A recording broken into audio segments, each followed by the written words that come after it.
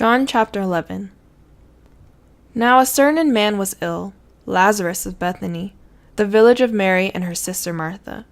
It was Mary who anointed the Lord with ointment and wiped his feet with her hair, whose brother Lazarus was ill. So the sister sent to him, saying, Lord, he whom you love is ill. But when Jesus heard it, he said, This illness does not lead to death. It is for the glory of God, so that the Son of God may be glorified through it. Now Jesus loved Martha and her sister and Lazarus. So when he heard that Lazarus was ill, he stayed 2 days longer in the place where he was. Then after this he said to the disciples, Let us go to Judea again. The disciples said to him, Rabbi, the Jews were just now seeking to stone you, and are you going there again? Jesus answered, Are there not 12 hours in the day? If anyone walks in the day, he does not stumble, because he sees the light of this world.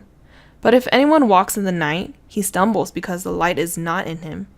After saying these things, he said to them, Our friend Lazarus has fallen asleep, but I go to awaken him. The disciples said to him, Lord, if he has fallen asleep, he will recover. Now Jesus had spoken of his death, but they thought that he meant taking rest in sleep. Then Jesus told them plainly, Lazarus has died, and for your sake I am glad that I was not there, so that you may believe. But let us go to him. So Thomas, called the twin, said to his fellow disciples, Let us also go, that we may die with him. Now when Jesus came, he found that Lazarus had already been in the tomb 4 days. Bethany was near Jerusalem, about 2 miles off, and many of the Jews had come to Martha and Mary to console them concerning their brother. So when Martha heard that Jesus was coming, she went and met him, but Mary remained seated in the house.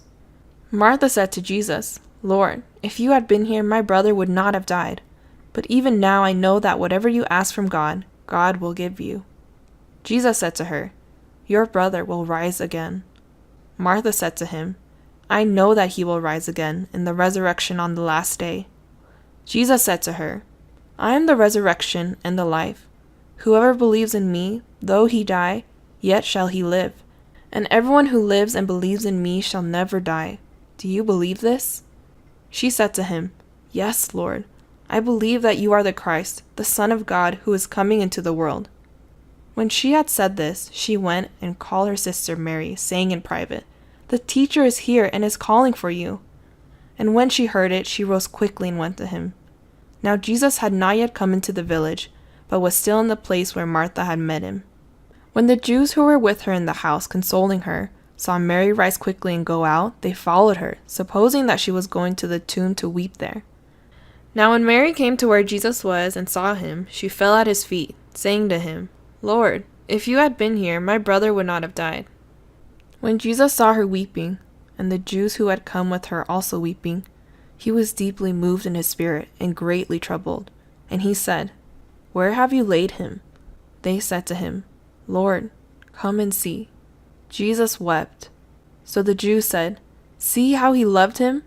But some of them said, Could not he who opened the eyes of the blind man also have kept this man from dying? Then Jesus, deeply moved again, came to the tomb. It was a cave, and a stone lay against it. Jesus said, Take away the stone. Martha, the sister of the dead man, said to him, Lord, by this time there will be an odor, for he has been dead 4 days. Jesus said to her, Did I not tell you that if you believed, you would see the glory of God? So they took away the stone, and Jesus lifted up his eyes and said, Father, I thank you that you have heard me. I knew that you always hear me, but I said this on account of the people standing around, that they may believe that you sent me. When he had said these things, he cried out with a loud voice, Lazarus, come out. The man who had died came out, his hands and feet bound with linen strips, and his face wrapped with a cloth. Jesus said to them, Unbind him, and let him go. Many of the Jews, therefore, who had come with Mary and had seen what he did, believed in him. But some of them went to the Pharisees and told them what Jesus had done. So the chief priests and the Pharisees gathered the council and said, What are we to do? For this man performs many signs. If we let him go on like this, everyone will believe in him, and the Romans will come and take away both our place and our nation. But one of them, Caiaphas, who was high priest that year, said to them, You know nothing at all. Nor do you understand that it is better for you that one man should die for the people, not that the whole nation should perish. He did not say this on his own accord, but being high priest that year, he prophesied that Jesus would die for the nation, and not for the nation only, but also to gather into one the children of God who are scattered abroad. So from that day on, they made plans to put him to death. Jesus therefore no longer walked openly among the Jews, but went from there to the region near the wilderness, to a town called Ephraim, and there he stayed with the disciples. Now the Passover of the Jews was at hand, and many went up from the country to Jerusalem before the Passover to purify themselves. They were looking for Jesus, and saying to one another as they stood in the temple, "What do you think? That he will not come to the feast at all?" Now the chief priests and the Pharisees had given orders that if anyone knew where he was, he should let them know, so that they might arrest him.